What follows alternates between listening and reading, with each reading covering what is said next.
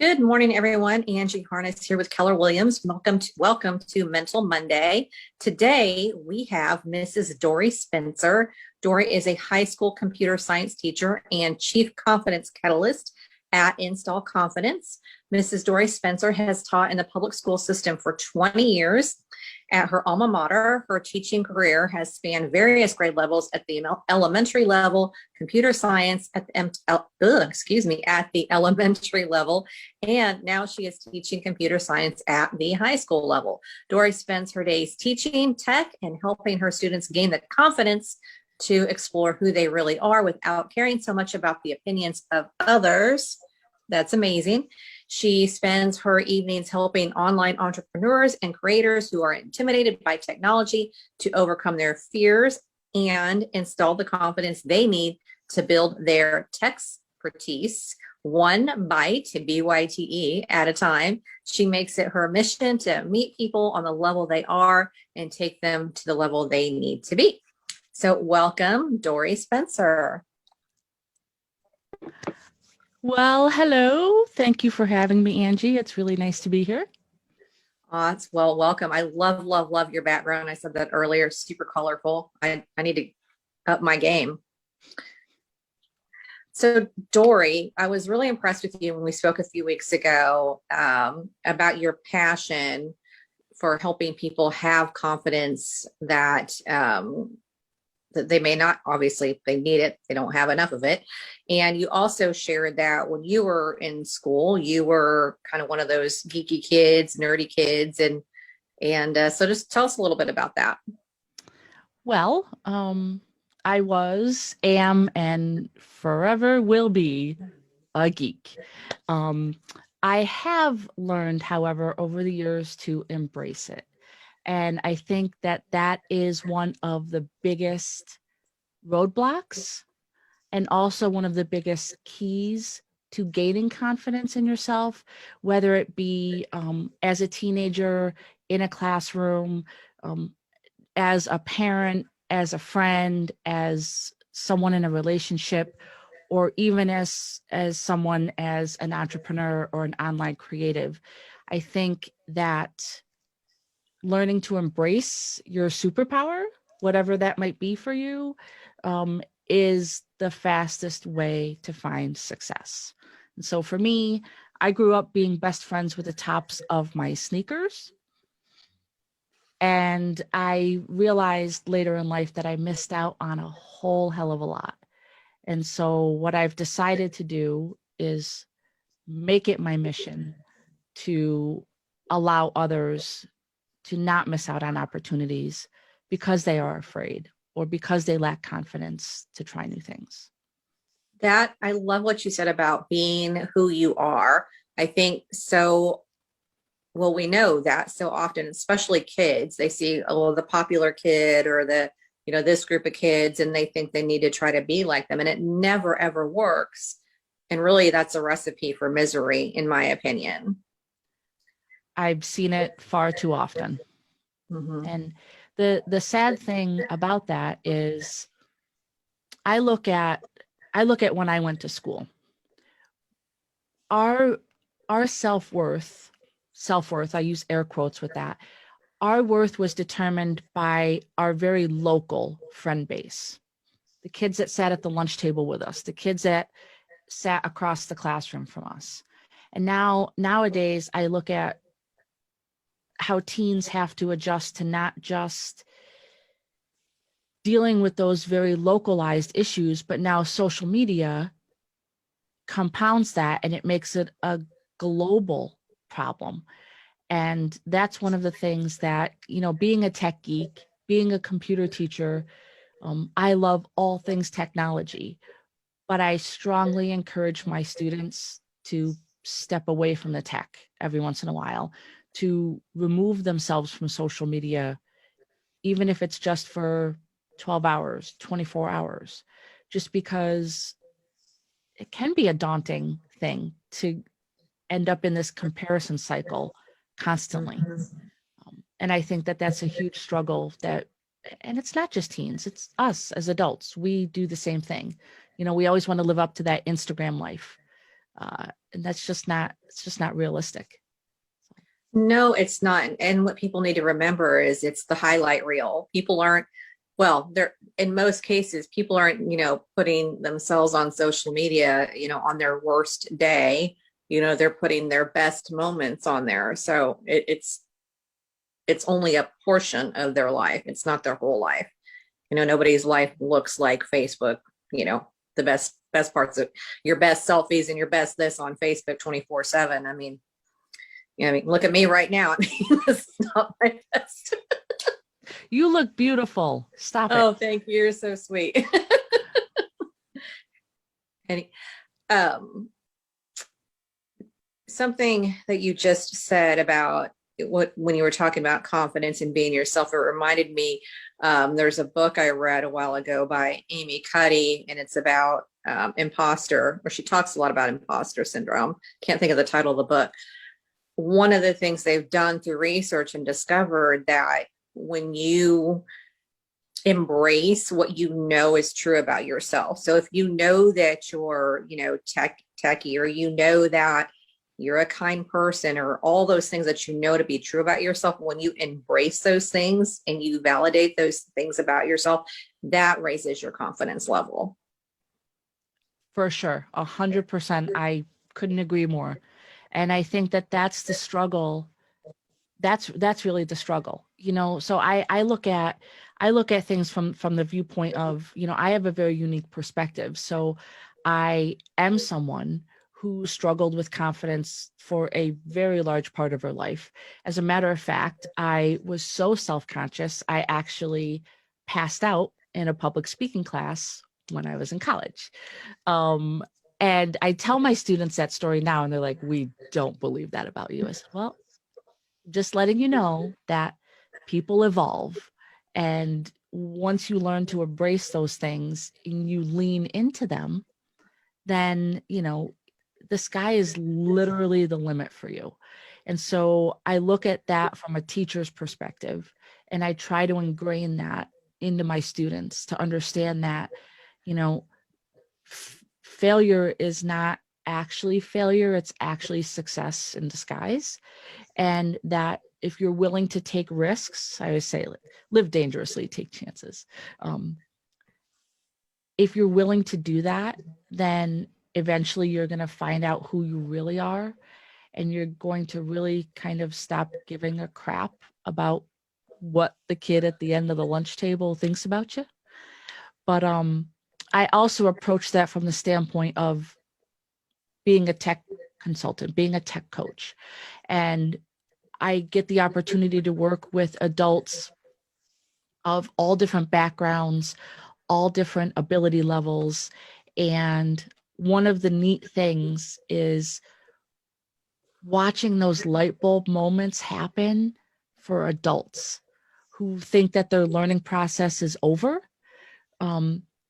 And watching that magic happen for them, where they lean into something and they're willing to take a risk, not sure of what the result's going to be, but they're still willing to try.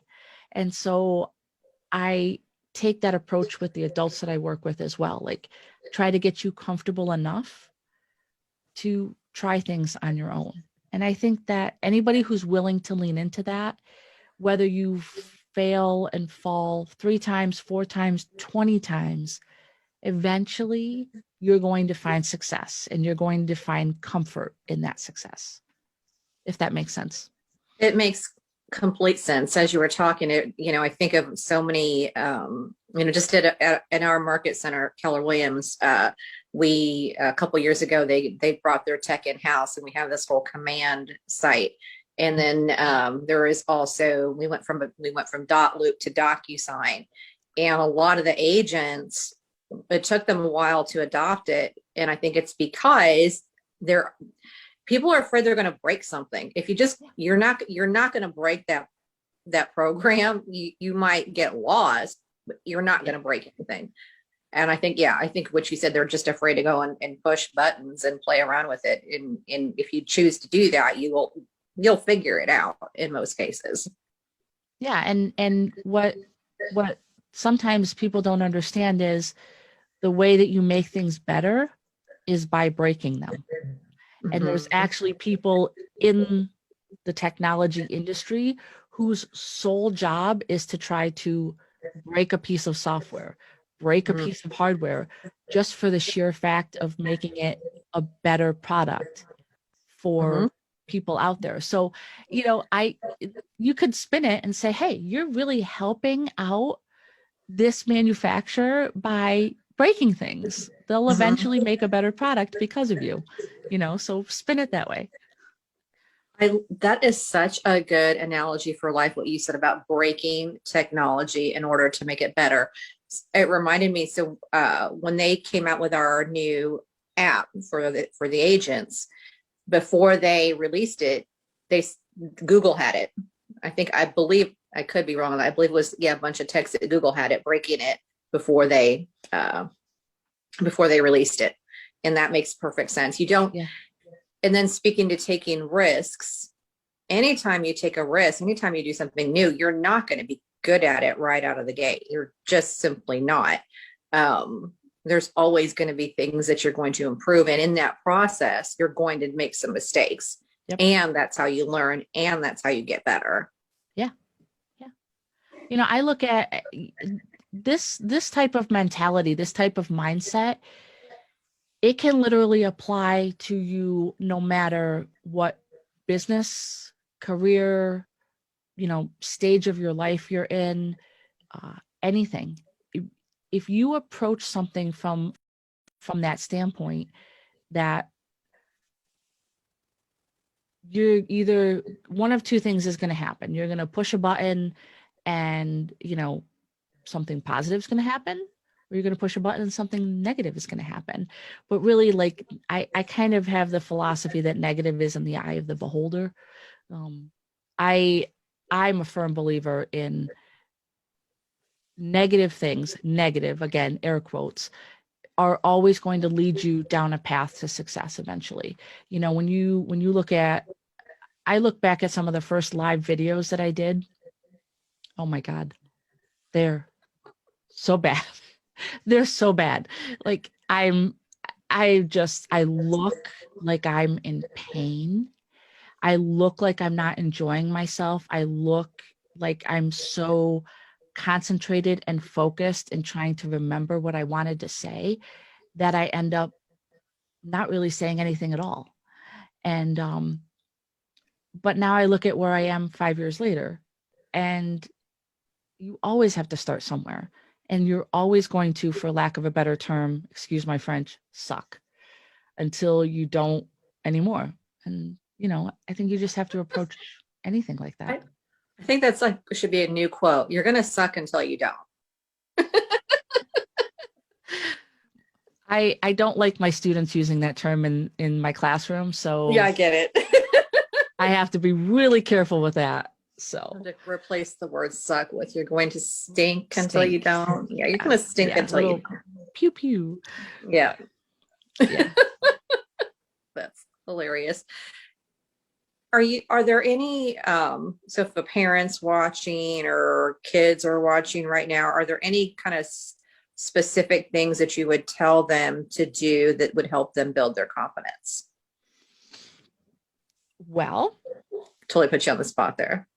yeah, I mean, so I feel like I have to throw a disclaimer out here. I'm a little bit of a controversial, let's call it off the beaten path kind of teacher. So I'm about to say something that I'm sure many people will not agree with, and that's totally okay. Um, I am not a proponent of one that uh, puts a lot of weight on grades. And so for me, uh, I approach things with a little bit of a different perspective. I know that grades are important, and I've had a lot of conversations with parents over the years that grades are what's looked at on a transcript. A grade to determine whether a student potentially gets into college, doesn't get into college. I understand that that's how the system currently works. That doesn't mean that I love that that's how the system currently works. Um, I definitely think that learning to define yourself by a random number on a piece of paper is not healthy, and that it creates a lot of anxiety, and that anxiety can carry with you into adulthood. And so for me, I always approach things from a different standpoint. Like I always say to my kids, your experience is what is going to determine whether or not you are a success in life. And that I always tell them to give themselves grace to stumble and fall, because if they don't learn to do that at a young age, they become the adult who tries to live up to this idea of perfectionism that doesn't exist. And it's okay to not be perfect, that's not a sign of weakness. So I often share with my students my own story, because I was the student who constantly had her nose in a book. I was forever beating myself up over getting a 95 on a test. Like, come on, that's crazy. But at the time, I literally defined myself by whatever that number was on that paper. And if that number on that paper wasn't perfect, then I wasn't perfect. And I needed to do better, that I wasn't good enough. And I've taken that, and it's kind of molded my philosophy as a teacher, because I had a lot of friends who struggled. The grades came really easy to me. Um, and I don't say that to brag, because eventually I did hit a brick wall and I did struggle. But I watched a lot of my friends and family members, my sister, like struggle to get grades 80s, and how they would kind of go, oh, you got a 95? I only got an 80. And at the time I was like, yeah, I got a 95 and it's not good enough. And they're over there feeling not so great about themselves because they're comparing themselves based on a number on a paper. But some of those students have gone on to be super successful, and they can do things that I could never imagine doing because I'm just not hardwired to do them. And so I just always stress to them that it's just a number. It doesn't define who you are, and that ultimately it's not going to matter. Yeah, I love that. And when because when you first said that when we were talking, I was like, I don't know about that. Then as we talked, I completely get what you're saying. And when you think about, I got good grades in school, and I would not study, or I'd study at the last minute and I would still get a good grade. It was easier. I have a grandson who everything just comes very easy to him. He's super bright. And then I have two other grandchildren who struggle. And so when you just think about that in terms of the effort that it takes, you know, Yep. that child who's getting the 80 might be working twice as hard as the kid who's getting the 95, and they're still not getting the results. And one of the things we talked about is really looking at how people learn. Yeah. And that's really important. I think there's more of that happening, and it needs to happen more. Yeah, and I think oftentimes I might be a little misunderstood when I take that approach. Mm-hmm. And I think that sometimes parents and students might think that that means that I don't expect them to work hard. But for me, like learning discipline, learning to take responsibility for your learning, application of the skills that you are receiving in a classroom, like to me, that is so much more of a better indicator of long-term success. I make my kids work in my room.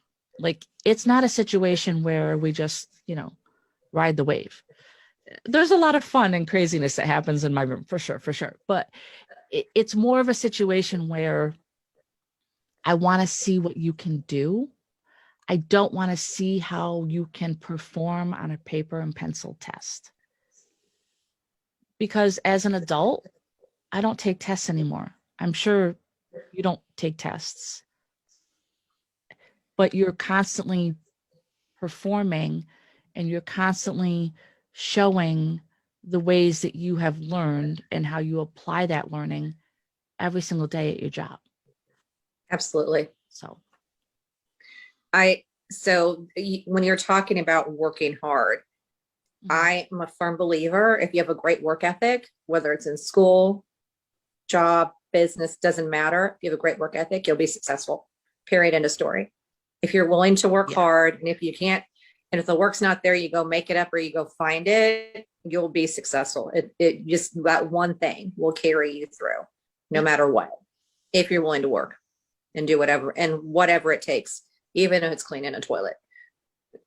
Yeah. And if you that's one of the things too that I think that it's, we have the luxury of perspective. Mm-hmm. We have life experience and we understand that. Back when we were in school, we had parents, we had teachers, we had other adults telling us things that at the time we were like, they don't know what they're talking about. Mm-mm. And I look at that from a standpoint of, like you said, you're creating life experiences, and whatever that means to you, you have to make that your own.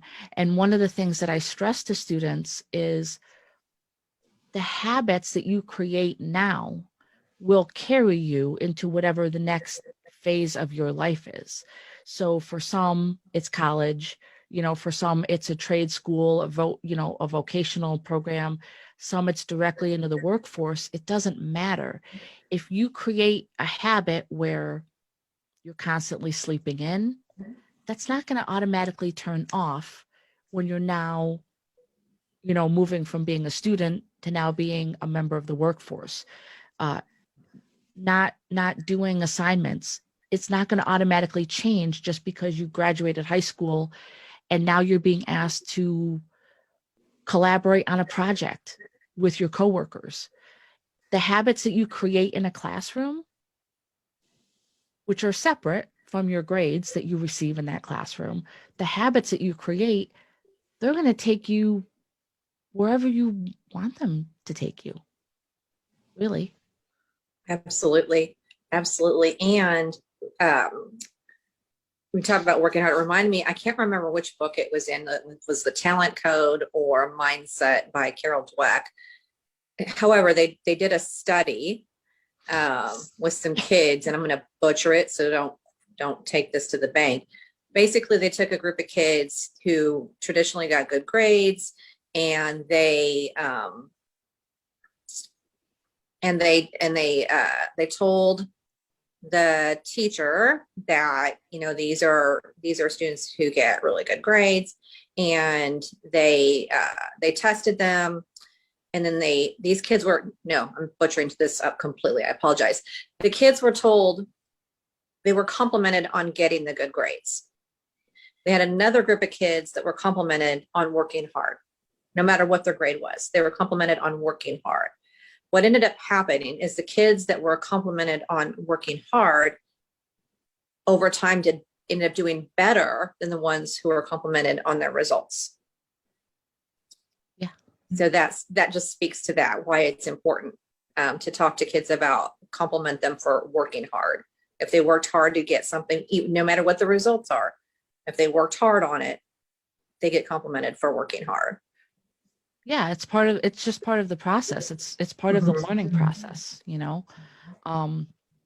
like just being able to demonstrate mastery of skills, just knowledge through application, I just think is the biggest indicator of real world success. I don't believe that the idea of scholarship is just the idea of getting straight A's. I don't believe that at all. I think that it's more creating a desire to learn, and then you kind of share that passion, whatever that passion is for you, you share that out with others. And I think that just creating a tiny little spark of passion in someone else, that you've just become a teacher. You've just demonstrated the idea of scholarship because you've ignited something in someone else. That's lovely. And you're giving kids, you're giving adults permission to be the best version of themselves, whatever that is. And it's different for everyone. You know, it's the 80-20 rule. We're good at about 20% of the stuff. And I say, you're probably good at about 20% of that 20%, which means give or take. Give or take. So there's a whole lot more things that you're not going to be good at. And so why waste your time worrying about it? You know, if it's not going to add to your life, if it's not going to add to your business, focus on those things that are naturally your gifts. You're going to be a whole lot better off. And that kind of leads back to that whole idea of identifying your superpower. I'm a geek. I'm like super big into Star Wars and Marvel, and, you know, so I like talking about superpowers. You find your superpower, you find what you're really good at, and then if you don't share that part of yourself with others, if you don't teach others about whatever your superpower is, you're being selfish and you're not sharing yourself the way that God intended you to. And so, you know, I look at a classroom of 22 students and I see 22 different possibilities. And it's whatever anyone chooses to do with that, that's really going to determine your worth is not determined by someone else. Your worth is determined by what you choose to do with the things that are given to you, the opportunities that are afforded to you. So it just made me emotional. Those kids are, well, so many kids need that, especially today. They need adults in their lives to look at them like that. You know, there's so many kids who just don't have the opportunity. They're coming from homes that are broken, or we know that, while we were on lockdown during COVID, abuse cases of kids were on the rise, more severe. And so just thank God for teachers like yourself, that they can come into the classroom and have somebody who is, their champion. So now I'm going to get emotional. I'm a little bit overly empathic sometimes. Yeah, it's real. It's real. It's hugely important. Where can people find you? Oh, they can find me everywhere.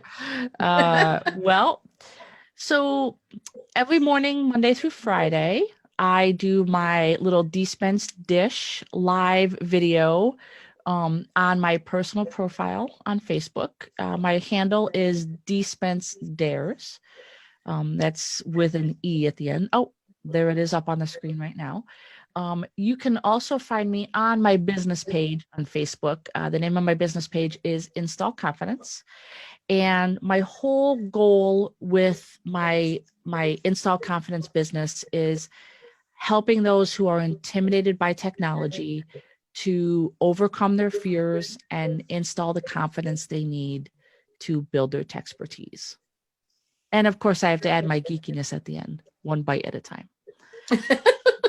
But love it.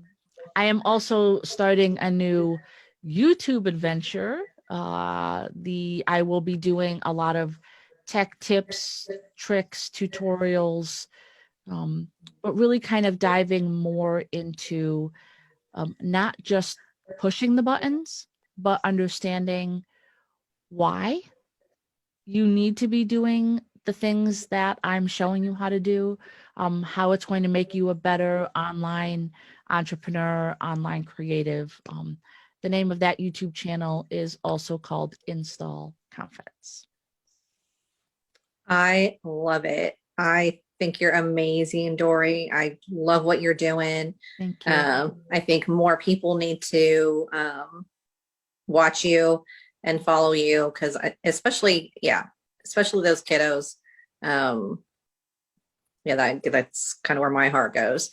Anyway, really appreciate you coming in and visiting with us today. Sure, I'm happy to be here. And I have shared this out on my personal timeline. So for any of my upstate New York peeps or northeastern Pennsylvania peeps, Angie is out in the Missouri area. So if you guys are looking to travel or move, I would strongly encourage hitting her up to check out the area out there. Happy to talk to you. Missouri's a beautiful state. Lots to do here. So this is Angie Harness. I'm Angie Harness with Keller Williams, and we've had Dori Spencer here with Install Confidence. Hope you guys got some great tips. And just at the end of the day, just embrace who you are. That's really all you need to do. Have a blessed day, everybody.